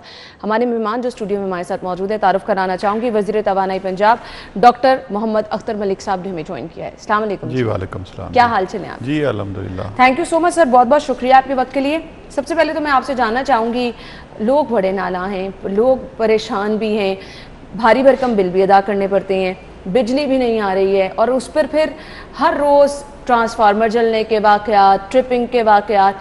कोई शहर का इलाका ऐसा नहीं है जहाँ पर ये मुसलसल चीज़ें हमें हर रोज़ रिपोर्ट नहीं हो रही हैं। देखिए, सबसे पहले तो मैं अर्ज़ करूँ, प्रॉपर तो फेडरल गवर्नमेंट इसको रिस्पॉन्ड कर सकती है, क्योंकि नेपरा और ये सारी चीज़ें वो करते हैं।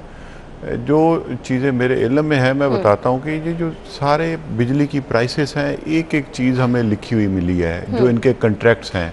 आपको मैं बताऊं कि जो मोहतरमा बेनज़ीर भुट्टो शहीद अपने मुआहदे करके गई थी, वो अब 2023 में ख़त्म होने हैं। जो ये नवाज शरीफ और शहबाज शरीफ करके गए, ये 2030 में ख़त्म होने हैं। आप अपने आप को बरीउज़िम्मा करना चाह रहे हैं? बरीउज़िम्मा नहीं कह रहे। ये मुआहदे जो है ना, ये गवर्नमेंट टू गवर्नमेंट मुआहदे होते हैं, इनमें रद्दोबदल करना। आप कह रहे हैं कि आप रिस्पॉन्सिबल नहीं? मेरी अगर मुकम्मल होने दें, वो चीज़ें जो हैं वो सारी एक रिटन शेप में हमें मिली हैं कि ये कीमतें इस तरह आप बढ़ाएंगे। अब हमने उसका क्या किया है, हमने जो इन्होंने काम इनको करना चाहिए था कि डैम्स पे काम करना चाहिए था, इन्होंने वो मुजरिमाना गफलत की, उसकी वजह से इंडिया ने अपने डैम्स बना लिए, इन्होंने कुछ नहीं किया। पहली दफ़ा जो पैसा है वो डैम्स पर ऑन ग्राउंड लग रहा है, और इसको ज़ाहिर है डैम्स बनना कोई 1 महीने या 2 महीने की बात नहीं होती, इसका टाइम होता है। तो उन टाइम्स पे जाकर ये सारी चीज़ें होंगी। जो हमने उसको टेम्परेरी रिलीफ उसको देने के लिए जो आता है, यहाँ पर हम अपने तमाम पंजाब के जो सरकारी इदारे हैं वो सोलर पर कर रहे हैं, ताकि उसमें बिजली ऑफ ग्रिड करें और लोगों को हम ये सहूलत दें। और दूसरा जो डोमेस्टिक सोलर सोल्यूशंस हैं, उस पर हम जा रहे हैं कि लोगों को हम फैसिलिटेट करें। बैंक्स पे ये मैंडेटरी है उनको रिन्यूएबल एनर्जी पर लोन देना, तो हम उनको फैसिलिटेट करा के लोगों को इसमें रिलीफ दिलवाएं। अच्छा इक़दाम है, लेकिन इसमें भी काम बहुत सुस्त रफ्तारी से हो रहा है। मैं वही एक तो साल 1.5 साल से ना, क्योंकि बाहर से आमदोरफ्त लोगों की भी कम है। जो मैं पिछले दफ़ा चाइना गया था, तो मैं उनको ये रिक्वेस्ट करके कि यहाँ पे मैन्युफैक्चरिंग प्लांट लगाएं। क्योंकि यहाँ पर डिमांड अब बहुत ज़्यादा है सोलर की। पहले लोगों को कॉन्फिडेंस नहीं था कि सब स्टैंडर्ड मटेरियल यहाँ पर इंपोर्ट होता था, अब उन पे वो सारी चीज़ें चेक एंड बैलेंस आ गया कि अब जो मटेरियल है वो स्टैंडर्डाइज होकर आ रहा है। और उसके अलावा हमने अपना एक खुद इदारा बनाया सिराड के नाम से, वो आपको प्लेट्स वगैरह सारा इनका जो मटेरियल है वो चेक करके बताएगा कि एनर्जी एफिशिएंट है कि नहीं है, आप इस पे पैसा लगाएं या ना लगाएं। वो मोबाइल हमारी वैन भी है, आप अगर लाहौर चाहिए होगी तो यहाँ पे आपकी ऑन कॉल पे वो अवेलेबल होगी। हम इस सिस्टम को आगे बढ़ा रहे हैं। और तीसरी जो बात है, सबसे जो अहम बात है कि जो ये सिस्टम अपग्रेड होना चाहिए था, क्योंकि प्रोसेस टाइम के साथ आपकी बिजली की डिमांड बढ़ी है, लोगों के घर बड़े हैं, कॉलोनियाँ बहुत हुई हैं, इंडस्ट्री जो इतने सालों से बंद पड़ी थी वो अब दोबारा उसमें आ गई है, साइकिल में आ गई उसकी, जिसकी वजह से आप एक्सपोर्ट बढ़ी हैं। तो ये सारी मिस प्लानिंग की वजह से ये सारी चीज़ें हुई थी, लेकिन इंशाल्लाह टाइम के साथ ये चीज़ें बेहतर होती जा रही हैं। नो डाउट मुश्किलात हैं गवर्नमेंट के। आप देखें कि ये आपके जो फॉरेन रिजर्व थे वो $7,000 तक थे, अब 24-25,000 26,000 तक पहुँचे हुए हैं। तो ये सारी चीज़ें ऐसा ऐसा हो रही हैं और लोग जो है ना इंशाल्लाह मुश्किलात से निकलेंगे। मैं आपको एक मिसाल दूँ कि हमने एक 100 मेगावाट का भी लिया में हमने लगाया है, वो इस साल फंक्शनल हो जाएगा। वो पाकिस्तान की तारीख का सबसे हमने लोएस्ट टैरिफ दिलवाया है 3.7 सेंट पे। आप इसको कंपेयर करें कि जो पिछली हुकूमत लगा गई थी वो एक 17 सेंट पे लगवा गई है और एक 14.1 सेंट पे लगा गई है, और डॉलर उस वक्त 80-90 का था, अब डॉलर 160 का है। तो हमने अब भी सबसे लोएस्ट टैरिफ 3.7 सेंट पे दिया है। अब जो ये प्रोसेस इस साल इंशाल्लाह ये सिस्टम में शामिल हो जाएगा। जब ये बास्केट प्राइस बास्केट में जाएंगी ये हमारे सिस्टम, तो उसकी बास्केट प्राइस कम होगी। ये बड़े अच्छे इकदाम उठाए जा रहे हैं और बिलाशुबा जो आपने लिया का प्रोजेक्ट बताया बहुत ज़बरदस्त प्रोजेक्ट है। मुझे सिर्फ यहाँ पे सवाल करना है एक आम आदमी का। हमारे यहाँ कैमरामैन बैठे हैं, वो बताते हैं जी उनको बिल इतना आ रहा है, उनका 3 मरले का 4 मरले का घर है और उनका बिल हर रोज़ बढ़ रहा है। फिर जो भी फैसले किए जा रहे हैं उसके पेश नज़र अगर सिर्फ आम आदमी को ही कोई फ़ायदा नहीं पहुंच रहा, इतने ज़बरदस्त बड़े बड़े मंसूबे लगाने के बावजूद आम आदमी की ज़िंदगी में बोझ उस तरह रहेगा, सर फिर फ़ायदा क्या है? देखिए, ये जो काम जो अब हमने शुरू किया ना, तो इनको 30 साल पहले शुरू कर देने चाहिए थे। अब 30 साल पहले वाला जो गैप है, आप कहें कि ये हुकूमत आके 30 साल को श्रिंक कर दे, बहुत साल लगेंगे इसके नतीजे आने में। इसको देखें, जो डैम्स का टाइम होता है वो एक टाइम है, स्टैंडर्ड टाइम है। आपके जो प्रोजेक्ट्स लग रहे हैं उनके भी लिए टाइम लगता है पूरा, और जब सिस्टम में आती है तो उसमें अब हम इनको फैसिलिटेट कर रहे हैं कि आए डोमेस्टिक सोलर सोल्यूशन की तरफ ना, जो रिन्यूएबल एनर्जी पर लोन्स बैंक दे रहे हैं, तो आप उसमें भी विन विन सिचुएशन है। आप अगर सोलर छत पे लगाते हैं तो एक तो छतें आपकी ठंडी रहती हैं, गर्मियों में 10-11 महीने यहाँ पे गर्मी रहती है, छतें आपकी ठंडी रहती हैं, और जितनी बिजली बनेगी उसकी सेविंग ही सेविंग है, उसमें नुकसान कोई नहीं है। मेरा डिपार्टमेंट हम इसकी तरफ जा रहे हैं, ये नेट मीटरिंग की तरफ मेरा डिपार्टमेंट का बंदा वहाँ फ्रंट डेस्क में बैठा होगा, हम फैसिलिटेट करेंगे। मैंने अभी चेयरमैन नेपरा से मीटिंग की है, तो हम ये सारी चीज़ें खुद इनको लोगों को इनवाइट कर रहे हैं कि आए, हम मेरा डिपार्टमेंट एनर्जी डिपार्टमेंट आपको सपोर्ट करता है। लोगोों की जो मुश्किलात है उनका अंदाज़ा है। मैं कि बहुत अच्छी चीज़ें आप कर रहे हैं, मुश्किलात का अंदाज़ा ये भी बहुत अच्छी, लेकिन इसके समारात बहुत ज़्यादा देर से जाकर आवाम को मिलेंगे। देखें, जैसे आप देखें कि आपकी एक्सपोर्ट्स पहले एक्सपोर्ट्स और इंपोर्ट्स में बड़ा वाज़ेह डिफरेंस था। आपकी एक्सपोर्ट्स बेहतर हुई, आपकी इंडस्ट्री चल पड़ी, आपका रोजगार बेहतर आना शुरू हो गया। आपकी जो 200 से 700 यूनिट वाले सारिफीन, इनके बिलों पर सब्सिडी खत्म की जा रही है, ये क्या सारिफीन के साथ इंसाफ किया जा रहा है? उसमें आप देखें दो चीज़ें, उसके जो टारगेटेड सब्सिडी है ना, एक तो जनरलाइज सब्सिडी थी, अब टारगेटेड सब्सिडी गवर्नमेंट हमारी दे रही है, जो एहसास प्रोग्राम दे रहे हैं कि 12,000 रुपये उनको घर बैठे मिल रहा है। दूसरा जो ये हम हेल्थ कार्ड जो दे रहे हैं, तो ये उसके अल्टरनेट रूट्स हैं कि हम दूसरी तरफ से लोगों को कहाँ से रिलीफ दिलवा सकते हैं। जो एहसास प्रोग्राम वाला सर्वे है आपके हलकों में हो रहा है, हमारे हलकों में हो रहा है, जो डिज़र्विंग लोग हैं उनको डायरेक्ट पैसे जा रहे हैं बगैर किसी MNA MPA की सिफारिश की। आपने देखा होगा कोरोना में जो पैसे हमने डिस्ट्रीब्यूट किए हैं उनके घरों में गए हैं, इज़्ज़त नफ्स भी मजरूह नहीं हुई। उनके जो क्राइटेरियाज़ हैं जो पावर्टी के, उनको मद्देनज़र रखते हुए तो हुकूमत उनको दूसरे तरीके से सपोर्ट कर रही है। और जो एक जनरलाइज्ड एक रेट आना है, तो वो जब ये सिस्टम में चीज़ें आती हैं तो उस पर आता है। और तीसरी जो बात है, जो हमारे मुआहदे गले पड़े हुए IPPs के, हम उनसे जान छुड़ाने की कोशिश करें। ये इमरान खान का ही था कि जिन्होंने दोबारा इनको पकड़ा है और आके कोई 800 50 अरब के करीब इनसे वो छुड़वाए हैं। हालांकि मुआहदे तो पिछली हुकूमतें करके गई थी, हम ना भी करते तो हमारे ज़िम्मे नहीं आती थी, लेकिन हमें एहसास है हमने उनको पकड़ा, गर्दन से भी बहुत पैसा आपने कमा लिया, लोगों का पैसा वापस करें। चीजें मुझे ये बताएगा, लाहौर में गुज्जर कॉलोनी में जो बायोगैस प्लांट लगाया जा रहा है, इसका काम कहाँ तक पहुंचा? ये इस दफ़ा ADP में मैंने रखवाया है जी। और इंशाल्लाह इसी माली साल में मेरे ख्याल हमारे PC1 वगैरह मुकम्मल हो गए, तो अगले महीने से ऑन ग्राउंड काम शुरू हो जाएगा। इसके साथ हमने 2 हाइब्रिड सोलर बायोगैस के प्लांट लगाए हैं, एक विहाड़ी में और एक समंदरी में। वो विहाड़ी वाला तो इंशाल्लाह 16 अगस्त को हम इसका इफ्तिताह करने लगे हैं, समंदरी वाला अगले महीने करेंगे। तो हमने जो हमारी प्रेफरेंस थी कि हम इंडिजिनस रिसोर्सेज बजाय हम फ्यूल जो बाहर से 17 अरब डॉलर का फ्यूल हम इस्तेमाल करते हैं, और वो उसमें बिजली हमारा मेन सेक्टर है जहाँ पे लगता है, तो हम इंडिजिनस रिसोर्सेज को हमने कहा है कि हम उनको प्रमोट करें और उनको यूज़ करते हुए हम अपने पाँव पर खड़े हों। तो ये सोलर और बायोगैस के प्रोजेक्ट्स हैं। हमारे मिनी हाइडल के प्रोजेक्ट 9 हमने अभी टेंडर किए हैं, हमारे 2 फंक्शनल हैं, 2 इस साल इंशाल्लाह नहरों की जब बंदिश होगी तो दिसंबर में 2 और फंक्शनल हो जाएंगे, 9 हमने और किए हैं। तो वो सबसे चीपेस्ट बिजली है जो हम बास्केट में डालते जा रहे हैं। लेकिन अब प्रॉब्लम ये है कि जो पिछले मुआहदे हैं उनसे हम जान छुड़वाने की कोशिश कर रहे हैं कि वो हमारी जान छोड़े, हम नया ऐसा सिस्टम इसमें डाल दें ताकि लोगों को रिलीफ मिले।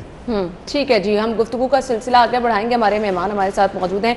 जौहर टाउन में भी ग्रीन बिल्डिंग का क़याम जो अमल में लाया जा रहा है, अब ये प्रोजेक्ट क्या है इसकी डिटेल भी जानेंगे। हमने जानना है इलेक्ट्रिक बसों के हवाले से भी लोग पूछ रहे हैं कि जी 12 हुकूमत की जानिब से कहा गया था जी इलेक्ट्रिक बसें जो हैं वो आपको सड़कों पर दौड़ती नजर आएंगी। तो इस बारे में हम मजीद गुफ्तगू करते हैं, ब्रेक के बाद आपको ज्वाइन करते हैं। Stay with us.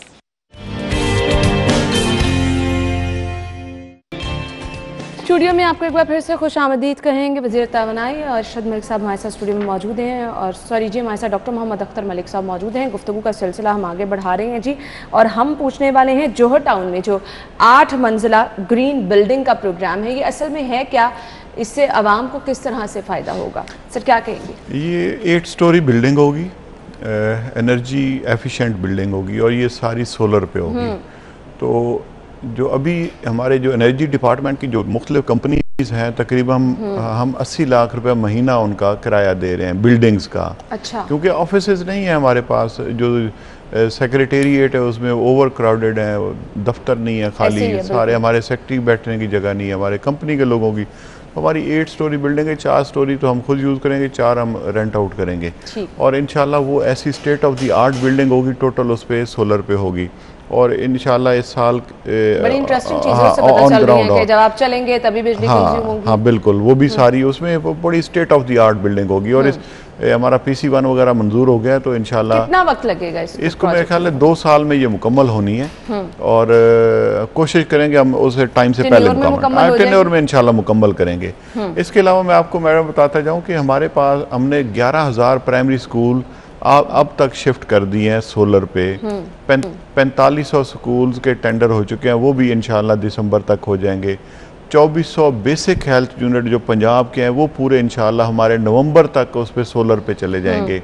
हमारे जो 36 डिस्ट्रिक्ट हेडक्वार्टर अस्पताल हैं वो इस साल पूरे चले जाएंगे। हमारे 100 जो तहसील हेडक्वार्टर अस्पताल हैं वो उस पर जा रहे हैं। हमारे जेलें हम उस पर करने जा रहे हैं। हमारे जो सोशल वेलफेयर के इदारे हैं, दारुल अमान और चाइल्ड प्रोटेक्शन वाले, ये सारे हम उस पर करने जा रहे हैं। तो आप देखेंगे इस साल आपके पास इतना सोलर पे काम हो जाएगा कि जो हमारा टारगेट है कि 37 अरब पाकिस्तान अपना पंजाब हुकूमत का बिजली का बिल होता है इन पब्लिक सेक्टर कनेक्शंस पे, तो वो इंशाल्लाह हम उसको ऐसा अपग्रेड करने जा रहे हैं। वो पैसा ही हो, कायदे-ए-आज़म सोलर पावर को प्राइवेटाइज करना था। कायदे-ए-आज़म सोलर पावर देखे मैं आपको बताऊं, वो उसका एक तो टैरिफ बहुत ज़्यादा दिया हुआ था 14.1 सेंट पे, क्योंकि वो पंजाब हुकूमत और सेंटर का मामला था।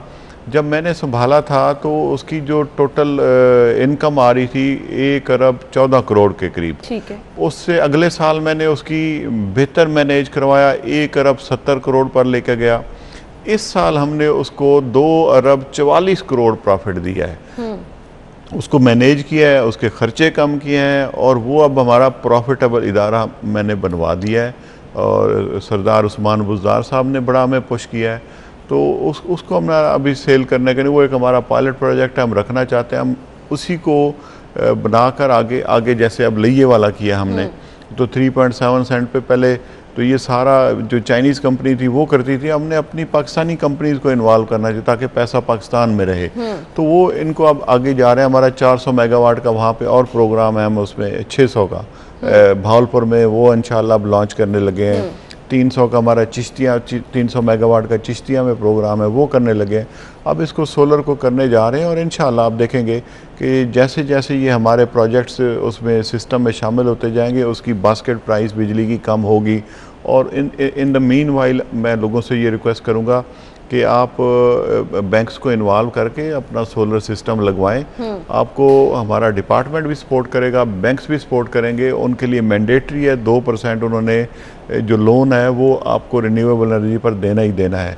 कई बैंक्स ने अपने इश्तिहारात भी दिए हुए हैं और हम कर रहे हैं कि हम उनकी जो मटेरियल आ रहा है सोलर का, उनकी स्टैंडर्डाइजेशन करके हम मार्केट में देंगे। अब कोई इस तरह लूट नहीं सकेगा लोगों को चलें जी, ये तो बहुत अच्छा इकदाम उठाया गया। इलेक्ट्रिक बसों का लाहौर ये इंतजार कर रहे हैं? जी बिल्कुल, इलेक्ट्रिक बसेस का हमारा मुआहदा हो चुका है, वो इस साल ऑन ग्राउंड हो जाएंगी। दूसरा हमारा जो इलेक्ट्रिक व्हीकल्स वाला, जो इलेक्ट्रिक मोटर बाइक वाला प्राइम मिनिस्टर ने अभी इफ्तिताह किया है। तो ये जैसे अमेरिका ने अभी ऐलान किया कि 50% जो है उनकी जो व्हीकल्स हैं वो इलेक्ट्रिक उस पर चली जाएंगी। तो ये दुनिया के साथ हम पीछे इसलिए रह गए कि हम दुनिया के साथ चले नहीं हैं। अब इनकी रफ्तार के साथ हम आगे चल रहे हैं। तो इंशाल्लाह इस साल ये इलेक्ट्रिक व्हीकल्स वाला जो आपको रोड पे नज़र आना शुरू हो जाएगा। अच्छा, उस पे भी अब ये है ना कि सब्सिडी दी जाएगी नहीं दी जाएगी। हम नए नए प्रोजेक्ट्स तो ले आते हैं, अब हमारे पास उसकी मेंटेनेंस का प्रॉपर कोई तरीक़ेकार नहीं होता। बसें आती हैं, फिर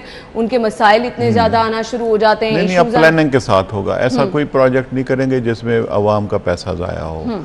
और इलेक्ट्रिक स्टेशन भी बना रहे हैं, इलेक्ट्रिक बसेस भी होंगे, ये इलेक्ट्रिक व्हीकल्स भी होंगे। कुछ नया किया जा रहा है तो इसके लिए प्रॉपर प्लानिंग की भी ज़रूरत है। बिल्कुल, इन बसों को किस तरह से लेके चलना है, आवाम को किस तरह से फैसिलिटेट करना है, इनकी मेंटेनेंस वगैरह का सारा प्रॉपर। कुछ इलेक्ट्रिक व्हीकल्स के लिए ना कोई इलेक्ट्रिक स्टेशन बने हुए हैं। आप मोटरवे पे जाएं तो 1-2 बने हुए भी हैं। लोगों ने गाड़ियाँ जो इलेक्ट्रिक गाड़ियाँ ली हैं तो वो जाके वहाँ पे चार्ज करवाते हैं, आगे चले जाते हैं। तो इसको ज़ाहिर है प्रमोट करना है, क्लीन एंड ग्रीन एनर्जी की तरफ जाना है। दुनिया जिस तरह जा रही है एनवायरनमेंट पोल्यूशन से बचने के लिए और मुल्क पर जो फ्यूल इंपोर्ट करते हैं उससे बचने के लिए, तो ये ultimately we have to go to this. और ये इस दफ़ा जो प्लानिंग हो रही है हमारी कारों के लिए, बसों के लिए और इलेक्ट्रिक जो मोटर बाइक्स हैं उनके लिए, ये इस साल आपको रोड्स पर नजर आना शुरू हो जाएंगी। पीएमसी के नाम से जो कंपनी बनाई जा रही है? हाँ जी, पीएमसी के नाम से। उसके बारे में भी मुझे बताइए। तो वो यही है, इनको हम इलेक्ट्रिक जो व्हीकल्स हैं उनको प्रमोट करेंगे। और ये जो कंपनी है ये पूरे पंजाब में बल्कि पूरे पाकिस्तान में सर्व करेगी। और इनको पायलट प्रोजेक्ट के तौर पे अभी यहाँ से पंजाब से शुरू कर रहे हैं, तो इसको बाकी जगहों पर भी लेके जाएंगे। और इसमें हम कोशिश करें कि प्राइवेट इन्वेस्टर आएँ और वो लोगों को फैसिलिटेट करें और प्राइवेट कंपनीज आ जाए, प्राइवेट इन्वेस्टर्स आए, मतलब ओपन फील्ड हो, किसी की मोनोपोली ना हो। हम इस तरह की मोनोपोली वाला सिस्टम नहीं करना चाह रहे कि किसी एक बंदे को हम प्रमोट करेंगे। ये जो इलेक्ट्रिक बसें हैं इनका क्या कोई पायलट प्रोजेक्ट शुरू किया जाएगा? नहीं, इनको स्पेशल सिटी से आगाज किया जाएगा, इसके लिए प्लान क्या है? अभी प्राइम मिनिस्टर साहब ने इसकी मीटिंग करनी है, तो मेरे ख्याल है अभी पंजाब से लाहौर से शुरू करना चाह रहे हैं हम लोग। और जो इंटरसिटी है उन पे भी हम जा रहे हैं जी। सही। अब छोटे छोटे प्रोजेक्ट्स जिसका अल्टीमेटली फ़ायदा आवाम को पहुंचने वाला है और आप समझते हैं कि उसके लिए साल हर साल आवाम को इंतज़ार नहीं करना। अभी तो सिर्फ सवाल ये है कि आवाम कहती है कि जी बिल महंगे, बिजली महंगी हो गई है, बिल ज़्यादा आ रहे हैं। तो कोई खुशखबरी भी है कि कुछ शॉर्ट टर्म भी ऐसे मंसूबे हैं जिनका फ़ायदा जल्दी आवाम को पहुँच जाएगा? देखें, आपको एक अभी हमारा ये जो रावलपिंडी के करीब एक हमारा डैम बन रहा था, वो इस साल फंक्शनल हो जाएगा। अब जिस रफ्तार से डैम्स पर काम जारी है, पुराने डैम्स को अपग्रेड कर रहे हैं, हम उनकी कैपेसिटी बढ़ा रहे हैं, विद इन 2 years आपको काफ़ी सारा रिलीफ मिलना शुरू हो जाएगा। चलेंगे, हमने आपकी फरमाइश पे शॉर्ट टर्म मंसूबे भी पूछ लिए जिसका फ़ायदा जल्द आप तक पहुंच जाएगा। यहाँ पे मैं आपकी इन्फॉर्मेशन के लिए भी बता दूँ जी, अख्तर मलिक साहब की जानिब से जो है टोक्यो ओलंपिक में 5वीं पोजीशन हासिल करने वाले नेज़ाबाज खिलाड़ी अरशद नदीम के लिए 10 लाख रुपए इनाम का ऐलान भी किया गया। बहुत अच्छा इकदाम उठाया गया है। अब इसको मेरे ख्याल से आगे लेके चलना है, लोगों को मोटिवेट करना है और इस तरह के जो हमारे हीरोज़ हैं उनको आगे दिखाना भी है हमें। देखिए, एक वक्त था पाकिस्तान काफ़ी सारी गेम्स में चैम्पियन था, तो हमारा स्काश बिल्कुल ख़त्म करवा दिया इन्होंने। हमारे क्रिकेट की भी टीम को मतलब वो अभी सरवाइव करती है, हॉकी की टीम ख़त्म हो गई हमारी, बाकी और तो हम मेरा डिपार्टमेंट इसको ख़ास तौर पर फोकस करता है कि जो हमारे ये पाकिस्तानी एसेट्स हैं तो हम इनको प्रमोट करें, मोटिवेट करें ताकि ये दुनिया में पाकिस्तान का नाम लें, नाम जाकर रोशन करें। तो हमारे वज़ीर आला साहब ने ये आपने पर्सनली इनाम का ऐलान नहीं डिपार्टमेंट की तरफ से दे रहे हैं और इसमें वज़ीर आला साहब की भी स्वाबदीद शामिल है, तो वो भी मिलकर हम इनको इनवाइट भी करेंगे, इनको बकअप भी करेंगे और ये इनाम भी इनके हवाले करेंगे। अच्छा, अब प्रॉपर प्लान भी आपकी तरफ से बनाया गया है कि आगे इनको किस तरह से लेके चलना है और आगे जो मजीद खिलाड़ी हैं उनकी स्कॉलरशिप्स के लिए भी प्लान किया गया है। ये बिलाशुबा अच्छा एग्जाम है, लेकिन अगर इस पर एज इट इज़ अमल हो जाए तो नहीं इंशाल्लाह अब जो हम बुनियाद रख रहे हैं ये इसकी कंटिन्यूटी होगी। मेरे जो एनर्जी डिपार्टमेंट को CSR के हमारे प्रोजेक्ट्स हैं, हमने उनमें मैंडेटरी रखवाया है कि जो डिज़र्विंग बच्चे हैं जो फीसें नहीं दे सकते पब्लिक इदारों में, तो हम उनको ओन कर रहे हैं और ये जो अच्छे टैलेंटेड खिलाड़ी हैं हम उनको पूरा सपोर्ट करेंगे, CSR में करेंगे। हमारे पास एक छोटी सी अमाउंट होती है जिसमें हम इन खिलाड़ियों को सपोर्ट भी कर सकते हैं, बकअप भी कर सकते हैं और पूरी दुनिया में इनको। समझते हैं कि प्रॉपर ट्रेनिंग अगर होती बिल्कुल तो हमारा ये खिलाड़ी बहुत ज़बरदस्त कारकर्दगी पहले भी दिखाई है, मजीद भी दिखा सकता है। मुझे पाकिस्तानी कौम के टैलेंट पर शक नहीं है। पाकिस्तानी हमारी ऐसी कौम है जो दुनिया में कुछ भी कर सकती है और कहीं भी अपना जो टारगेट है वो अचीव कर सकते हैं। तो इनको प्रॉपर ट्रेनिंग की ज़रूरत है, प्रॉपर एनवायरनमेंट की ज़रूरत है, प्रॉपर फूड की ज़रूरत है, प्लेटफॉर्म की भी ज़रूरत है, प्लेटफॉर्म की भी ज़रूरत है, तो हम टाइम की ज़रूरत उस है। पे फिर हुकूमतें सपोर्ट करती हैं। मेरे जो सेक्रेटरी एनर्जी है वो इनके स्पोर्ट्स को भी लुक आफ्टर करते हैं पंजाब के, तो एक अच्छा कॉम्बिनेशन बना हुआ है। तो वो इन चीज़ों को हम मिल बैठ कर से कि ये बहुत ज़बरदस्त इक़दाम उठाया गया। इस तरह से जब मोटिवेशन मिलती है, लोग आपके साथ होते हैं तो आप बहुत ज़बरदस्त भी महसूस करते हैं। ये बल्कि मैं अभी कल BZU में गया था तो वहाँ पे एक मुझे ये स्पेशल लड़का था, बच्चा जो टांगों से उसका कोई मसला हो गया था, वो तीर अंदाजी में कोई 5वें 6ठे नंबर में था दुनिया में। तो मैंने उसको कहा है कि आप आओ, हम आपको सपोर्ट करते हैं, तो इंशाल्लाह उसको भी हम आगे लेके जाएंगे। चलें जी, बहुत ज़बरदस्त चीज़ें हैं। मैसेज क्या देना चाहेंगे देखने वालों को? देखिए, मैं समझता हूँ कि we are on the right track. जो पाकिस्तान के लिए बेहतरी के इक़दाम थे इमरान खान साहब की क़यादत में और उस्मान बुज़दार साहब के तावन से, वो पूरी पाकिस्तानी कौम और पूरे उनके डिपार्टमेंट्स अपने अपने काम में लगे हुए हैं। आपको ये जानकर खुशी होगी कि हमारे इतने प्रोजेक्ट्स अब इनकी ग्राउंड ब्रेकिंग होने वाली हैं कि हमारे पास इतना टाइम नहीं है कि हम जा कर करें। तो इंशाल्लाह जो इमरान खान ने नया पाकिस्तान का विज़न दिया था उसी को हमने आगे बढ़ाते हुए नया पंजाब को हम लेकर गए। हमने अभी 2 सिटीज़ को सोलर सिटी डिक्लेयर किया है, तो उनकी हम स्ट्रीट लाइट्स और ये सारी इस तरह की चीज़ें वो भी करने जा रहे हैं और स्टेट ऑफ द आर्ट ऐसी बिल्डिंग्स बनाने जा रहे हैं। लोगों को सस्ती बिजली प्रोवाइड करने के लिए मुख्तलिफ मनसूबा जाते हैं। वो चलिए जी, इंशाल्लाह ये मनसूबे हम दुआ गो हैं कि जल्दी हमें ऑन ग्राउंड नजर आए, लोगों को इसके समरात भी पहुंचना शुरू हो जाए। Thank you so much and wish you good luck. नाज़रीन, हम लेते हैं एक ब्रेक और ब्रेक के बाद आपको ज्वाइन करेंगे, हमारे साथ ही रहिएगा।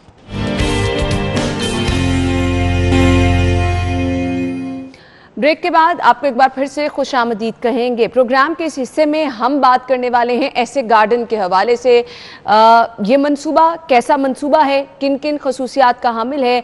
अगर आप प्लान कर रहे हैं ऐसे गार्डन विजिट करने का तो आपके लिए वहाँ पर क्या क्या सहूलियात हो सकती हैं। अगर आप वहाँ पर अपना घर ख़रीदना चाह रहे हैं तो किन किन खसूसियात की हामिल ये जगह है, ये बहुत सारी चीज़ें हम आपके साथ शेयर करने वाले हैं। सहूलियात क्या हैं, आसानियाँ क्या हैं और फिर जो हमारे स्टैंडर्ड बना लिए गए हैं लोगों ने कि ये तमाम चीज़ें होनी चाहिए, उसके मुताबिक यहाँ पर कौन कौन सी फैसिलिटीज़ हैं वो हम जिक्र करेंगे। स्टूडियो में हमारे साथ जो हमारे मेहमान मौजूद हैं, तारुफ कराना चाहूँगी जी। इमरान खान साहब जो कि डायरेक्टर बिजनेस डेवलपमेंट ऐसे गार्डन है, उन्होंने हमें ज्वाइन किया है। बाबा राजा साहब HOD हॉर्टिकल्चर ऐसे गार्डन है, अपने मेहमानों को खुशामदीद देंगे। अस्सलाम वालेकुम। वालेकुम अस्सलाम। क्या हाल चले आप? अल्हम्दुलिल्लाह। बहुत बहुत शुक्रिया आपके वक्त के लिए। ऐसे गार्डन के बारे में सबसे पहले तो बेसिक, जब आप किसी भी चीज़ के बारे में बात करते हैं तो वहाँ पर आपके लिए डिफरेंट क्या है, किस तरह से दूसरी स्कीम से वो डिफरेंट है, लोग वहाँ पर क्यों आए, क्या कहना चाहेंगे? इसमें मैं जी बताता चलूँ कि 2 विजनरी माइंड्स जनाब चेयरमैन हमारे सुहेल अफजल मलिक साहब और CEO शुएब अफजल मलिक साहब ने 2009 में इस स्कीम को शुरू किया।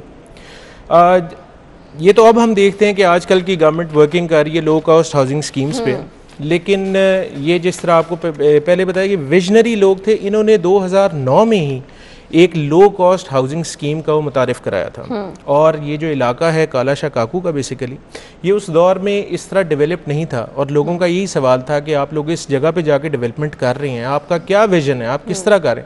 तो इन्होंने यही कहा कि जी हम बेहतरीन डेवलपमेंट ऐसे लोगों को देना चाहते हैं जिनके लिए आजकल के दौर में अपनी घर की या अपने सर की छत लेना मुश्किल हो चुका है। बहुत मुश्किल है, बिल्कुल सही। तो उस चीज़ को मद्देनज़र रखते हुए तभी से हमारे CEOs ने उस जगह को ऐसी डेवलपमेंट दी जो कि आपके बड़े बड़े नाम हैं, जिस तरह बहरिया, DHA या कोई भी XYZ बड़ी हाउसिंग स्कीम है जिधर हम करोड़ों रुपए की मालियत के प्लॉट लेते हैं, वो वाली डेवलपमेंट हमने वहाँ पे डिलीवर की। 2009 में सफ़र का आगाज़ किया जी। फ़ेज़ 1 हमने अल्हम्दुलिल्लाह 5 ब्लॉक्स पे मुश्तमिल था जो हमने डिलीवर किया। अब हम फ़ेज़ 2 के ऊपर वर्किंग कर रहे हैं और इसके अंदर अल्हम्दुलिल्लाह हम अब तक 9 ब्लॉक्स तक पहुँच चुके हैं। और जैसा मैंने आपको बताया कि ये नेक्स्ट इकोनॉमिक कॉरिडोर है आपका, तो उस हवाले से यहाँ पे लोगों की इतनी ज़्यादा डिमांड है कि हम अपनी लैंड बाइंग का प्रोसेस अभी तक जारी किए हुए हैं और 9 ब्लॉक से आगे भी बढ़ रहे हैं इंशाल्लाह। और अनकरीब एक और बहुत बड़ा बैलेट भी करने जा रहे हैं। अभी हमने पिछले साल भी एक बहुत बड़ा बैलेट किया था।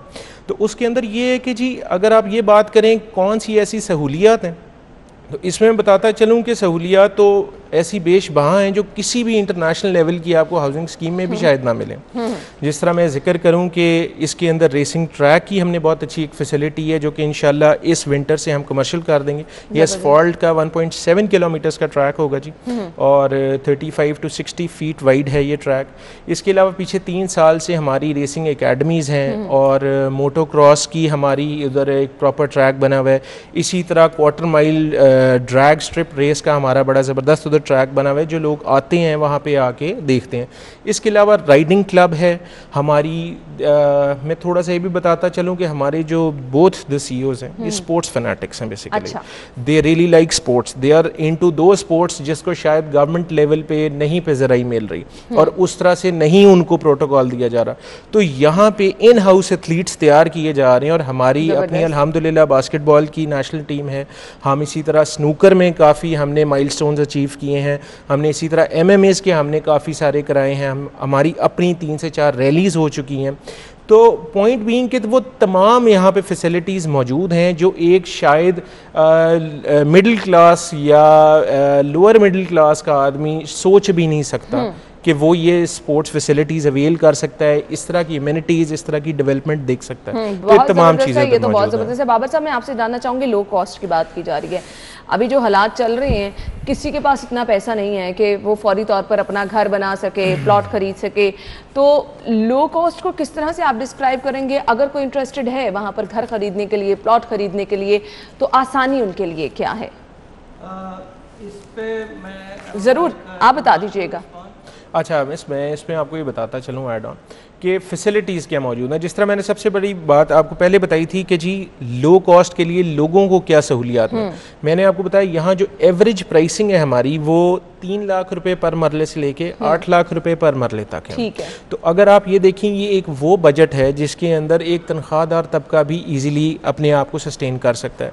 और इसकी जो सबसे बड़ी बात है कि जी इसके अंदर जो आपकी किस्त है वो तकरीबन 6,500 रुपये से शुरू हो जाती है। सही। तो ये एक ऐसा फिगर है जो कि मेरे ख्याल से यहाँ पे आजकल हमारे जो ट्रेंड है जो कमेटी डाल लेते हैं, ये एक तरह की वो चीज़ है और आपको अल्टीमेटली ऐसी अच्छी हाउसिंग स्कीम में एक डेवलप प्लॉट मिल जाता है कि जहाँ फ्यूचर में हर कोई बंदा देखता है। बिल्कुल, ये तो बहुत ज़बरदस्त है जी। ये तो आसानी से आप जो है वो प्लान भी कर सकते हैं, आसानी से मंथली जो आप पैसे निकालना बहुत ज़्यादा मुश्किल हो जाता है, बजट के साथ मैनेज करना बहुत मुश्किल हो जाता है, तो इसमें एज सच कुछ मुश्किल। ब्रेक का कहा जा रहा है, ब्रेक के बाद हम कुछ दीगर सहूलियात की बात करते हैं, कहीं मत जाएगा, हमारे साथ ही रहेगा।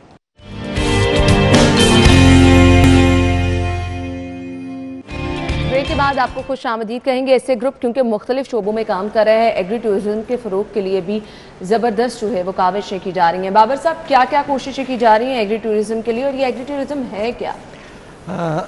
Agree tourism basically agriculture based country हैं हम, और इस एग्रीकल्चर को जैसे पूरी दुनिया के जो टूरिस्ट मुल्क हैं उनको उन्होंने इसको भी टूरिज़्म में कन्वर्ट किया है। कहीं पे और बेसिकली ये होता है कि एक बैसाखी मेला हुआ करता था जिसमें वो गंदम को सेलिब्रेट करते थे जब तैयार होती थी। हमने क्या किया कि हमने पूरे पाकिस्तान में जिस पॉइंट पे भी कोई भी फसल तैयार होती है, कोई फ्रूट तैयार होता है, हम उस जगह पे जाके वहाँ की लोकल कम्युनिटी को सेलिब्रेट कराते हैं। ठीक है। उससे फ़ायदा ये होता है कि एक तो वहाँ के जो लोकल लोग हैं वो उनको मार्केट तक रसाई मिलती है, और जो शहर के लोग हैं उनको हम गांव में लेके जाते हैं। बिल्कुल। अब अगर कोई फेस्टिवल है, जैसे कोई गुआवा फेस्टिवल है या कुछ है, तो लोग जाके अपने हाथों से तोड़ते भी हैं, फिर उनको हम सिखाते हैं। बच्चों के लिए एक एक्टिविटी होती है, साथ अब उनको सिखाते हैं कि इसकी वैल्यू एडिशन में कैसे आना है, बजाय इसके कि आप 5 रुपये, अभी जैसे पिछले दिनों में टमाटर लोग नहरों में फेंक रहे थे, तो हमने सिखाया कि एक टोमेटो फेस्टिवल किया और सिखाया कि इसको ड्राई करें, इसका पेस्ट बनाएं और इसको प्रिजर्व करें। ये चीज़ें ज़रूरी होती हैं। कुछ लोग जो बिज़नेस करना चाहते हैं उनको हम कहते हैं ये मशीन्स हैं, आप उस इलाके में कर लें। फार्मर आएगा, अपनी चीज़ों को प्रोसेस करा के ले जाएगा। सही। बच्चों को आजकल आपको पता है हर एक के हाथ में फ़ोन है, उनको हम सिखाते हैं, उनके वहीं के लोकल बच्चों को, कि आप इसको ऑनलाइन सेल्स कैसे लेके जाएँ। ऐसे ग्रुप बेसिकली हमारे साथ पिछले 6-7 साल से जुड़ा हुआ है, इस सारे काम को सपोर्ट भी कर रहा है, क्योंकि ये एक जनरल फलाह का काम है, एक पाकिस्तान की इकॉनमी को ऊपर लाने का काम है। ना सिर्फ ये, बल्कि ऐसे ग्रुप का एक और जो हमारे साथ वो स्पोर्ट्स में है। स्पोर्ट्स के अंदर उन्होंने तकरीबन जो स्पोर्ट्स हमने की, हमारे हर फेस्टिवल में वहाँ की लोकल स्पोर्ट्स को हम ऊपर लेके आ रहे होते हैं। वहाँ के फिर जो स्पोर्ट्स का ये काम करते हैं उसी के साथ एक अकेडमी बना देते हैं। ठीक। ग्रास रूट लेवल पे जब काम होगा तो आपके स्पोर्ट्समैन ऊपर आएंगे। हमने अभी ओलंपिक में अपना हाल देखा है लास्ट। जब आप ऐसे ग्रुप में, ऐसे गार्डन्स में आते हैं, तो आपको ग्रास रूट लेवल पे हर स्पोर्ट्स पे काम होता हुआ नजर आता है। अच्छा, अब ये बड़ी जबरदस्त चीज है, आई मस्ट अप्रिशिएट। क्या हर कोई इसका हिस्सा बन सकता है? क्या इसके लिए कोई सेट पैटर्न है जिसको फॉलो करना? अभी करंटली वहाँ पे एक नेशनल स्नूकर चैंपियनशिप हो रही है। स्नूकर बेसिकली जैसे ओलंपिक है, स्नूकर का जो टॉप है वो शेफील्ड में क्यू स्कूल है, वहाँ से लोग प्रोफेशनल। हमारे पाकिस्तान में बच्चों के पास टैलेंट तो बेशुमार है, बट इतने पैसे नहीं है कि वहाँ तक जाके तो वहाँ 2 साल गुजार के आगे प्रोफेशनल सर्किट में जाए। ऐसे ग्रुप उसको सपोर्ट कर रहे हैं। सही। इसके अलावा MMA में जैसे यहाँ पे एक बड़ी प्रमोशन है, उसको UFC कहते हैं।